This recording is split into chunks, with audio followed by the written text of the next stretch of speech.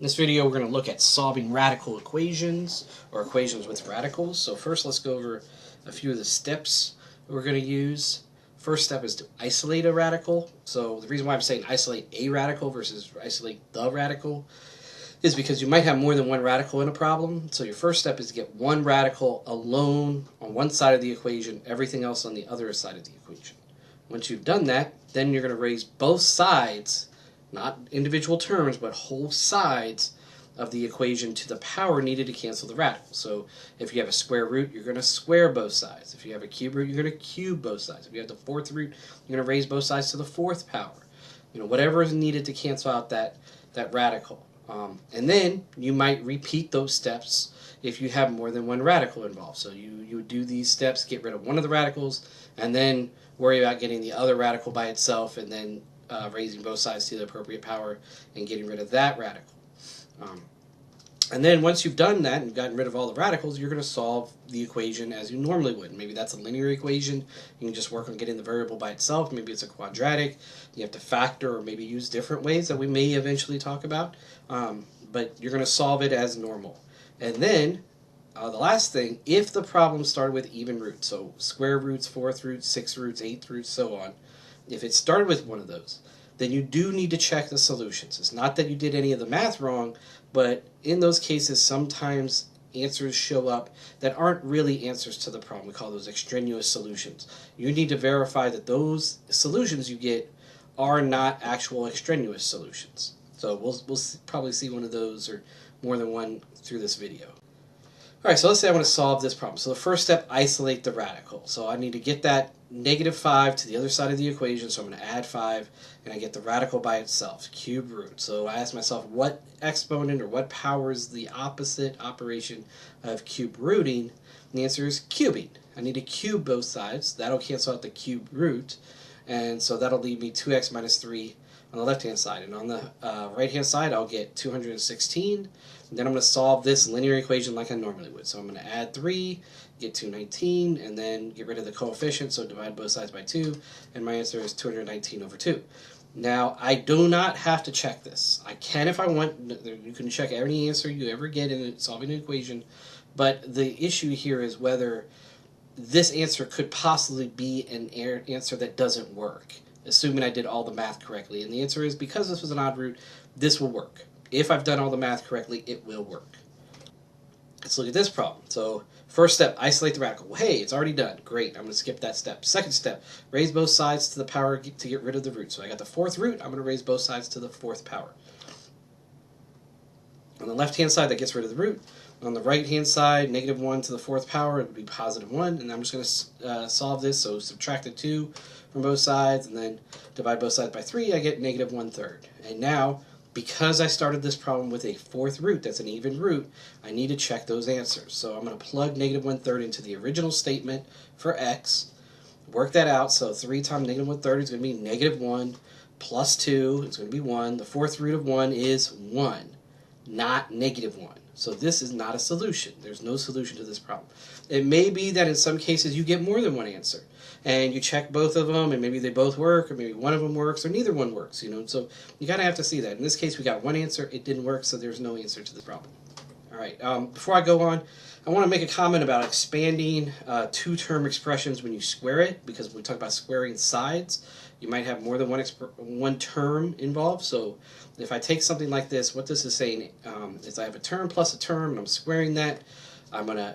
What that really means is I'm taking a plus b times a plus b. And if I were to distribute that all out, I would get a squared plus ab plus another ab plus b squared. Or in other words, this equals a squared plus 2ab plus b squared. So this is a pattern that always follows. Is when you have two terms and you're squaring it, that is going to work out. That's going to expand out to the first term being squared.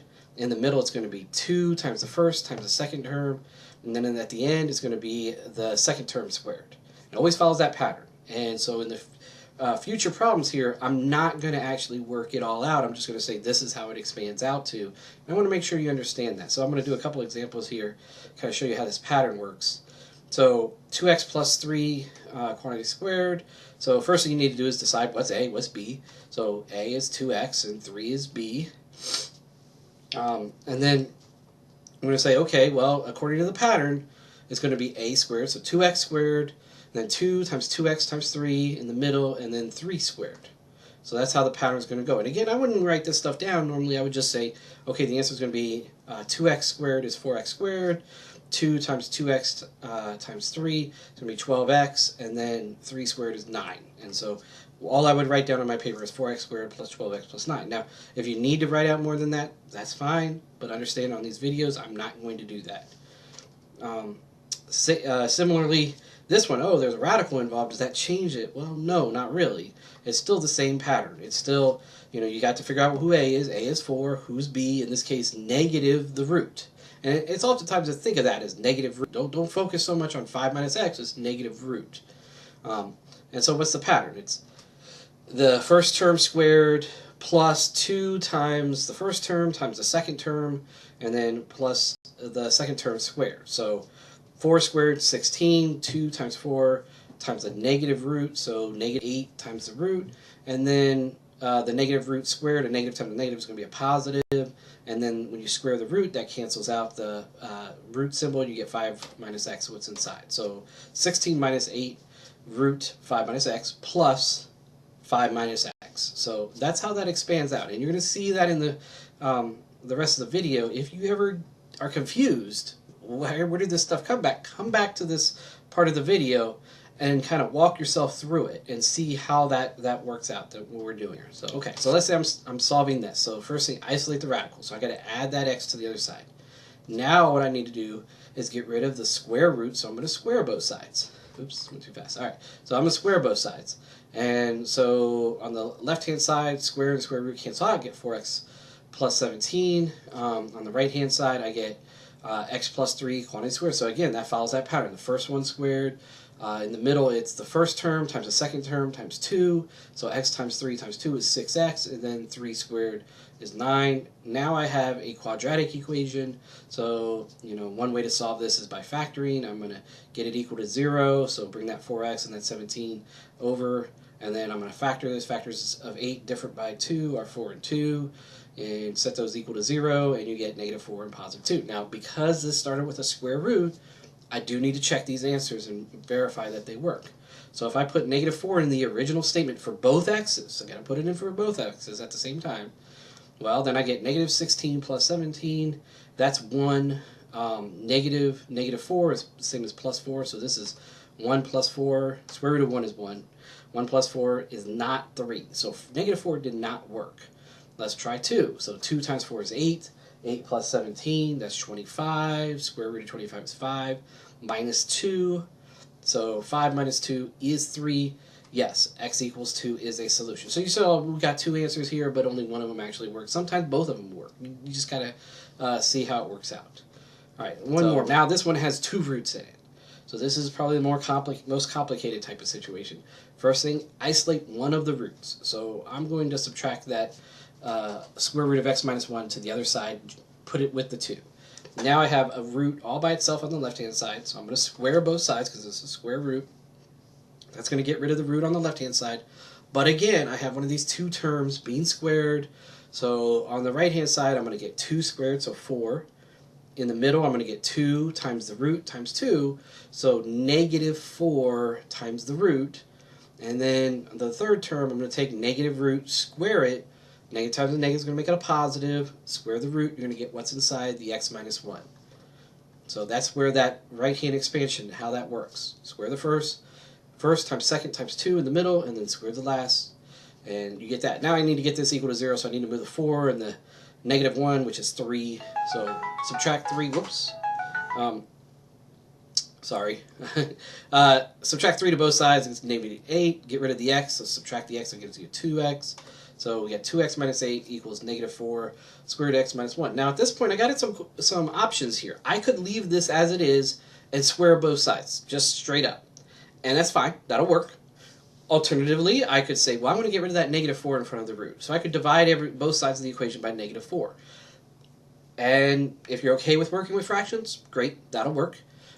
There is a third option. Third option is, well, 2, 8, and negative 4 are all multiples of 2, so how about I divide both sides by negative 2?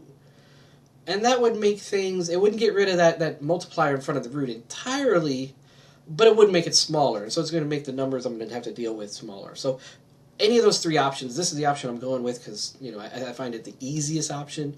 But, you can choose any of those options to do what you want to do. Okay, so now I still have a root, so I'm going to square both sides. And again, on the left-hand side, I'm going to have to do that expansion.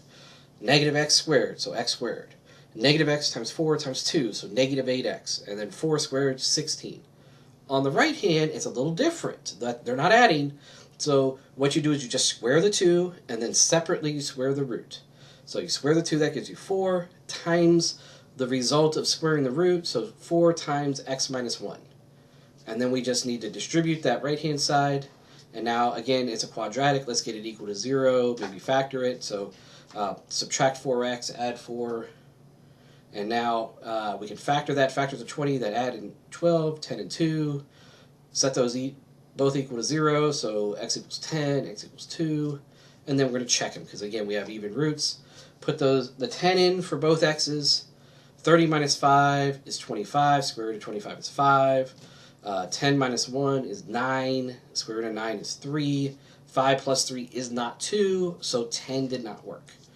If you put 2 in there, 3 times 2 is 6. Minus 5 is 1. Square root of 1 is 1. 2 minus 1 is 1. Square root of 1 is 1. 1 plus 1 is 2. Yes, the 2 actually worked. So, that's how you do it. You get one root by itself, square both sides, get the other root by itself. And I guess you could have a situation where you might have to cube both sides, but that's probably not likely to happen. Those problems are a lot more complex, and you're not going to see it in this course. So, solving radicals. Isolate the radical, raise both sides to the power, solve that problem as normal, and then check your answers if you start with even roots. Otherwise, you can always check your answers.